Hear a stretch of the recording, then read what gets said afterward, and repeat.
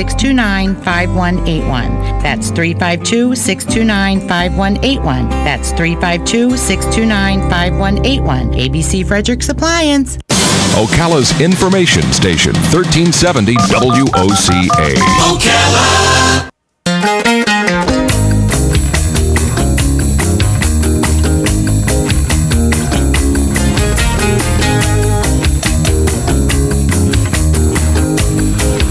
All right, 5 minutes after 10 o'clock. Thank you for tuning in. Robin, you love your children, and I love my son. And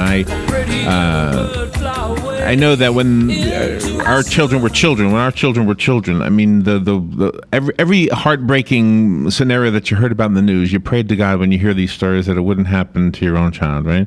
Yes. Running away was something, gosh, I don't know what I would have done if my son ever ran away. I know you would have just been beside yourself. And our next guest has a book that is getting such rave reviews, and it's only 2 days old. Holy mackerel. Holly Brown, hope you're ready for a hit book. Holly Brown has written a book called Don't Try to Find Me. It's a novel based on some actual events, so I want to find out about it. She's a practicing marriage and family therapist, and her book is, the way I understand it, it's about a 14-year-old girl named Marley who runs away. Mm-hmm. And there's some reasons for that. I'll let Holly explain that. Good morning, Holly. Hi, thank you for having me. Where are you right now? I'm in the San Francisco Bay Area. Oh, my goodness. Well, thank you for getting up early. Let's see, 10 minutes. Yes, thank you. It's 7:06 in San Francisco. It is. You got it right. I've always wanted, I've not been there. I've been to L.A., but not San Francisco. Oh, you have to come out. It just seems like a beautiful place. Well, thank you for being on the air with us this morning. You wrote a novel based on actual events. Are they actual events from your own life? No. And it's not. It's definitely inspired by something that I heard on NPR, but yes, the characters are in no way based on the actual live people or and the story and the plot. Everything is completely imagined. I was listening to NPR, and there was a man named Tony Loftus who was being interviewed, and his daughter had run away, and he was an out-of-work PR guy at the time, and so he launched a social media campaign that brought her home, and then he started a nonprofit called howtofindyourmissingchild.org. And that's to teach other parents how to use social media to bring their kids home.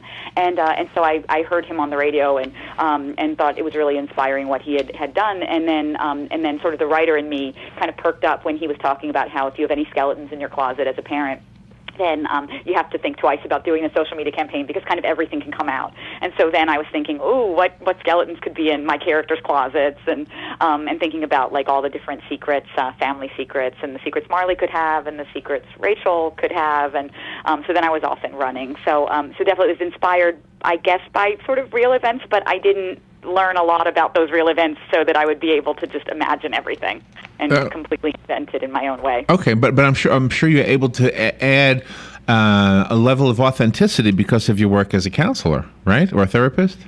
Yes. I feel like having worked with a lot of families and teenagers that I definitely could bring a lot of sort of take that knowledge and then again in terms of imagining the situation and the dynamics that would be happening in that family. So yeah, I definitely think it's also kind of inspired by my practice too. So Marley is the name of the character, right? I had that right? Yes, Marley's the 14-year-old. Okay, she's 14 years old, and the parents find a note left on the refrigerator or something. How does it start?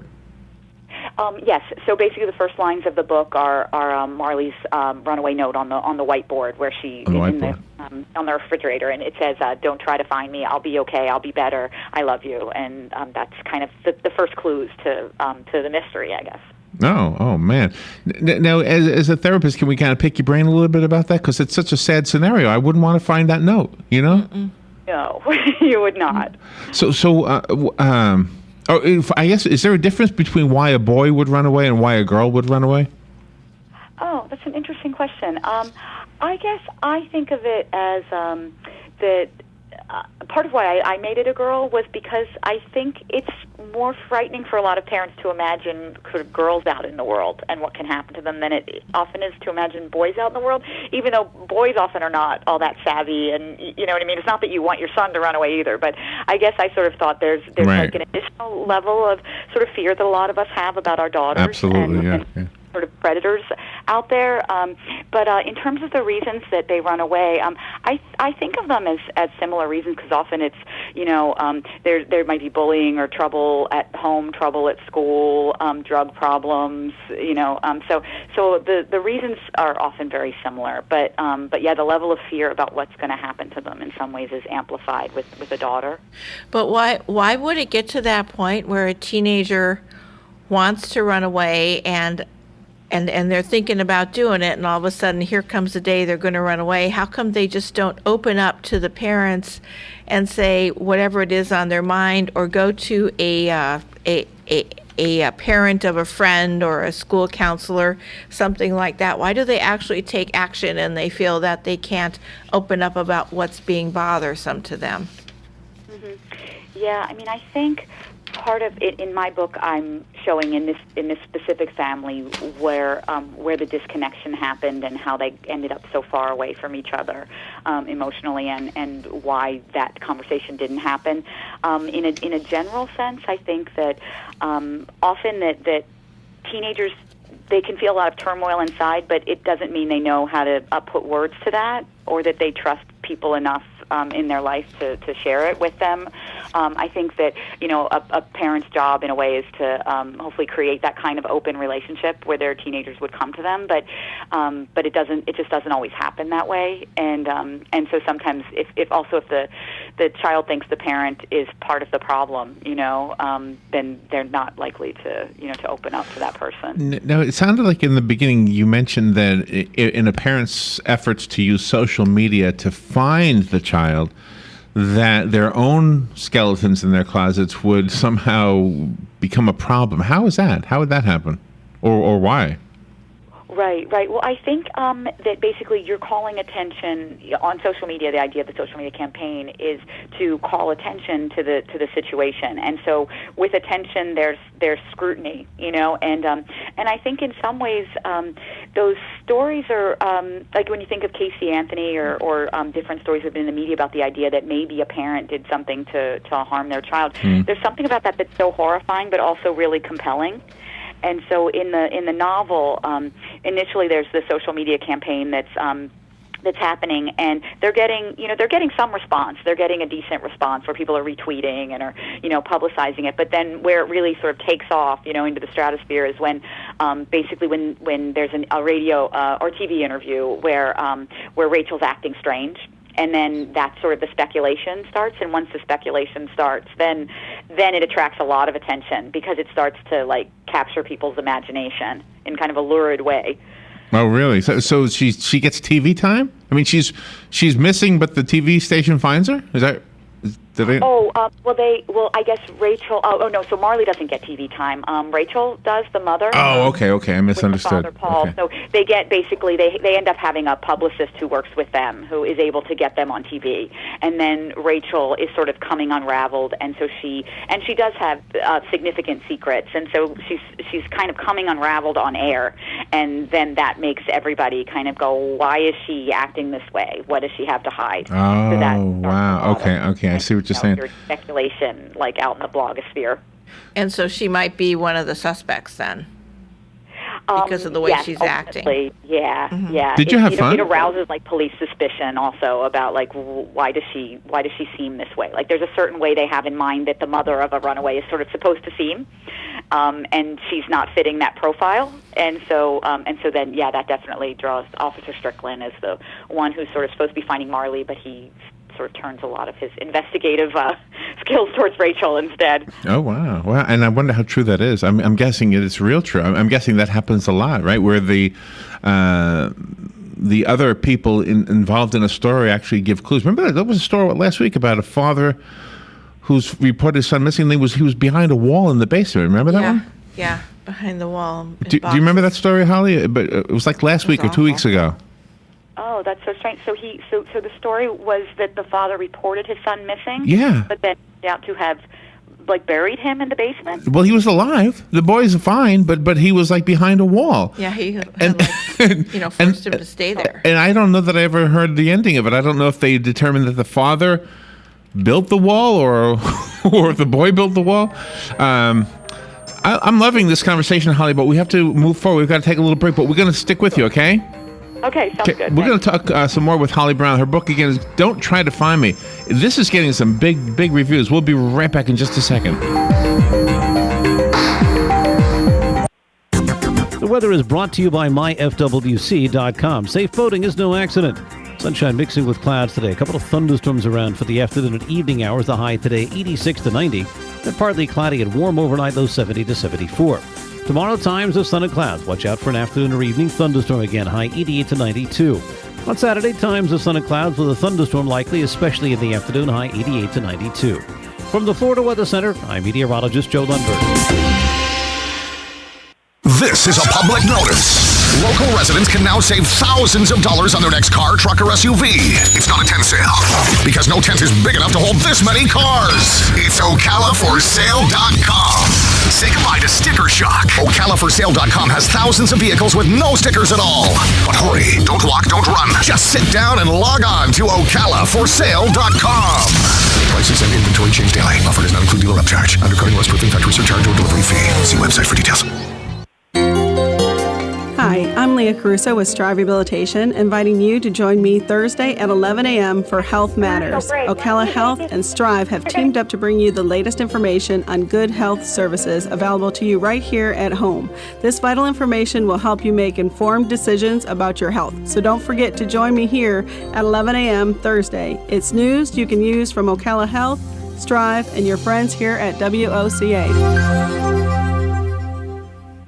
Your home is safe, or is it? AA Lock, Dock, and Security. The name has been a staple in Ocala since 1985. Do you have the right equipment in place to have peace of mind when you are at home or away? AA Lock, Dock, and Security has the right people to install and monitor your home or business. Call today for a free on-site security analysis. Call 867-1965. AA Lock, Dock, and Security, 219 Northwest 10th Street, 867-1965. Your weekends are getting a little retooled. Swear to God, not making a joke. Check this out. New shows? Check. We are Force! Some new talent? Check. Let's welcome the guys. Let's get it going. Arnie Spanier. Unbelievable. TJ Reeves. This is what you get. Your weekends are on fire. Because that's how exotic it is. We are Force! You've got a garden and we've got a show for you called You've Got a Garden with your host, Master Gardener Carol Ann Baldwin. Carol Ann answers your questions about your flowers, your veggies, your grass, your trees, even questions about your bugs. And she's only on WOCA, so don't miss Carol Ann Baldwin and You've Got a Garden each Tuesday from 9 a.m. to 10 a.m. right here on WOCA The Source. We are The Source, WOCA, news, talk, sports, and more.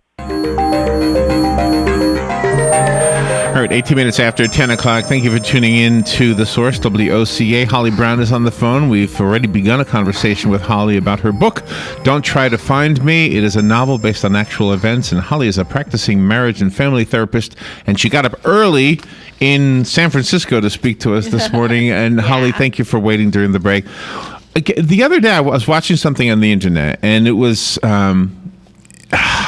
creepy in a way. It was almost like one of these cult things, and it's not like something from the past. And there was this guy, a white-haired, long-haired guy, with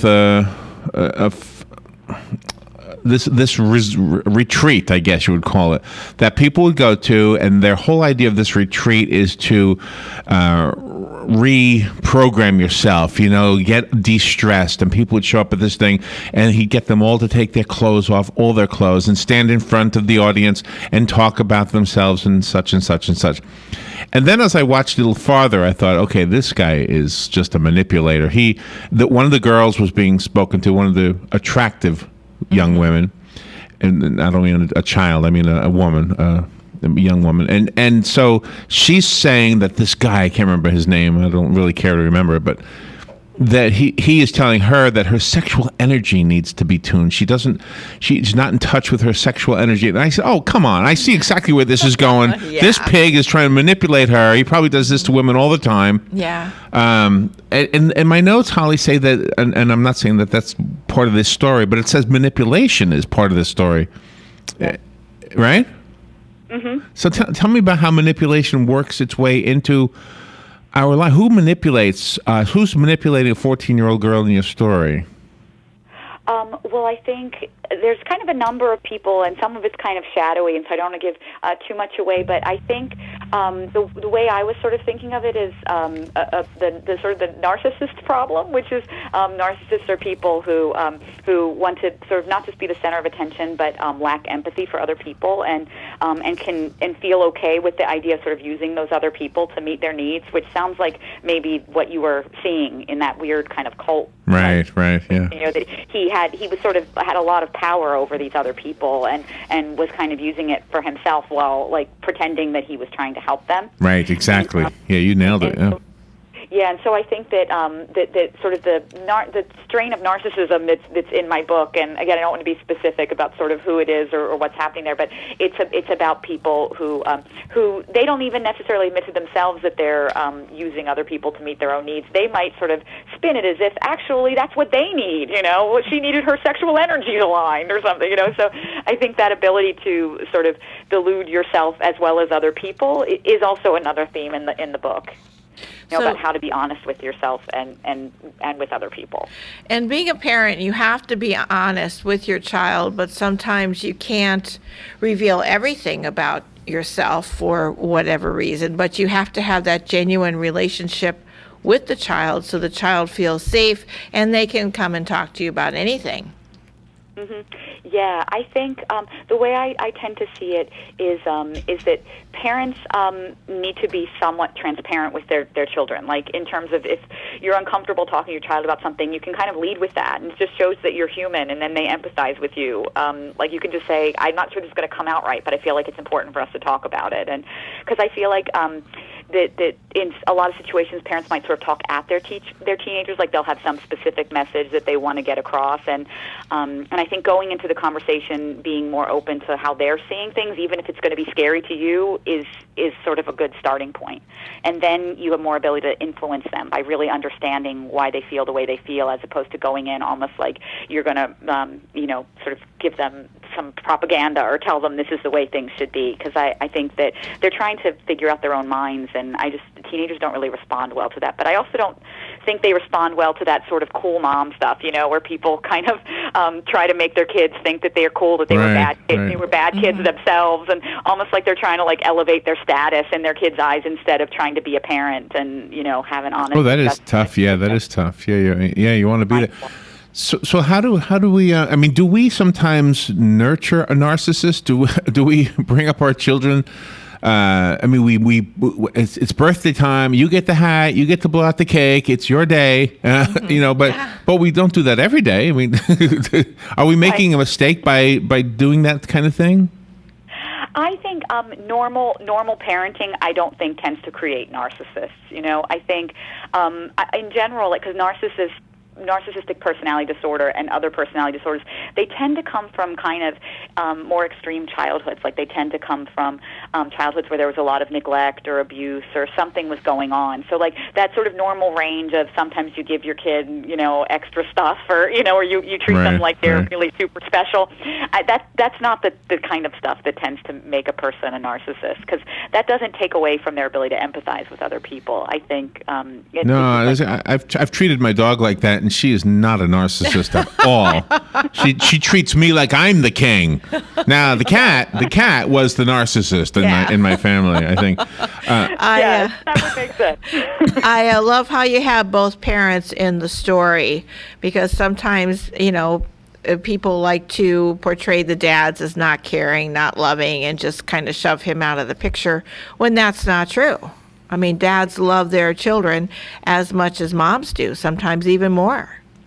Yeah, I agree, and I think Paul's personality is to want to take charge. That's how he sort of handles his own anxiety. Is to like say, okay, we've got things we can do. Like we're not just powerless and waiting for her to come home. Like we're going to get in there, we're going to do this. And I think that's his way, and in some ways that's part of what's alienated, because he doesn't have a very good marriage with Rachel, and I think in part that's alienated her. That kind of like, I'm in charge, I'm going to control variables. But I think often people who are really controlling are fairly anxious people who are just saying, well, if I control everything, then I'll start to feel better, but it often can upset the people around them. The title again of the book is "Don't Try to Find Me." It's written by our guest Holly Brown, and the other part of the note on the whiteboard was "Don't try to find me, I'll be all right." Correct? Yes, I think it's like I'll be okay. I'll be okay. Better. And see, as a parent, I mean, you would think, okay, 14 years old. I have to find you. I have no choice. I can't not find you. No. But at the same time, from that note that she doesn't want to be found, and so. What do you say at that moment when you find her? What do you say when you walk into that place where she is? Yeah, and I think having recognized that you've gotten that far from your own child, that the disconnection is extreme enough that they would say, "Don't try to find me." I think is very powerful for Rachel. I think would be powerful for any parent, and so I think a lot of the journey of the book, because I think there's definitely a suspense angle, but it's also family drama for sure. I mean, that's a lot of what it is about, like people coming to terms with things about themselves and about their family, and which I think is the part where, like, I think and I hope that readers can take away the idea that if you've become disconnected from your child, to find a way to reconnect. To first of all recognize that you've become disconnected, because I don't even think Rachel's recognizing it until she sees that note, and then she has to go on this sort of internal journey and external journey to her daughter. You have Rachel using the music that Marley listens to try to get in touch and to get into her head. Yes, it's kind of interesting, because it's basically an iPod playlist that Rachel had made of Rachel the mother had made of her teen angst. So it's basically a lot of stuff I was into, because I'm about Rachel's age. So it's basically a lot of the stuff that made me feel deeply when I was in a lot of like new wave punky kind of stuff when I was a teenager. And so it's because it just brought out a lot of emotion. It could bring out a lot of anger. It could bring out a lot of sadness. It was like, but I know as a teenager I almost like to feel really deeply. Like that's a big part of being a teenager, I think. And so Rachel's almost trying to like rediscover herself by listening to this music that used to mean a lot to her back when she was actually in touch with herself emotionally. And Marley has accidentally found that playlist, and then falls in love with the playlist, and ends up sort of taking when she leaves. And so it is sort of a connection way before there is a reconnection between her and her mom. Wow, I'm looking forward to. I don't know if we'll ever speak again, Holly, but it would be interesting to see what kind of feedback you get from people, maybe people who've experienced this, maybe runaways themselves, or maybe somebody who ran away when they were 14 and now they're 40. Yeah, it'd be interesting to hear what kind of feedback you get. But I see that you're getting a lot of great reviews. So. How do we get the book? Again, it's called "Don't Try to Find Me." It's written by Holly Brown. So do we just go to Amazon? Yes, it's available everywhere as of Tuesday. So and there's ebook editions and audio editions, and so it's out there, and which is really exciting, because you write this book and you kind of it almost hasn't sunk in yet that it's actually out there, and like people are going to maybe reach out to me and say that they that it spoke to them in some way, or that it infuriated them in some way, or that they related to Marley, or they related their teen selves, or so I'm really excited. So I'm hoping the way to reach me would be through my Facebook author page, and so I would love if people want to get in touch with me. I'd love to hear their reactions, so positive and negative. So your Facebook page is your name? Yes. So it's just they would Google like Holly Brown author page, and it would pop right up. Holly Brown author. Okay, all right, excellent. Boy, there were so many more things we had that would have been interesting to chat with you. I think your work as a therapist has made this probably more intricate than if I had written it, for example, or somebody else, somebody else who doesn't have this kind of insight with family. And I don't know if this is fair to say, but I think maybe as a woman, I think maybe you have a better insight into this too, especially some of the sexual things, the differences between men and women. I mean, us guys, had this magazine that said right on it, entertainment for men. Yes. And meanwhile, if women had that same behavior, we would have labels for them. That it's just, we live in a crazy world, don't we? Exactly. Absolutely, yeah. And I think having to navigate that as a teenager is one of the things that's going on in the book, is it's not just about, there's the family relationships, but there's also just like being in this society and trying to figure out your sexuality as a young woman and your body image. She has body image issues, and so there's just a lot she's trying to kind of come to terms with, and teens are in general, and it definitely, my work informs that, in terms of my knowledge of that and my interest in it, Holly, trying to make a better world for them. Holly, thank you so much for being on the air with us today. Fox News Radio, I'm Lillian Wu. A family, including 4 kids, shot to death in Texas. Ron Haskell is charged with multiple counts of capital murder and the deaths of 6 people. Constable Ron Hickman with the Harris County, Texas Sheriff's Office says it stemmed from a domestic situation. Fox Radio's Tanya J. Powers, according to Hickman, Haskell went to the home, gathered the kids, and waited for the parents to come home.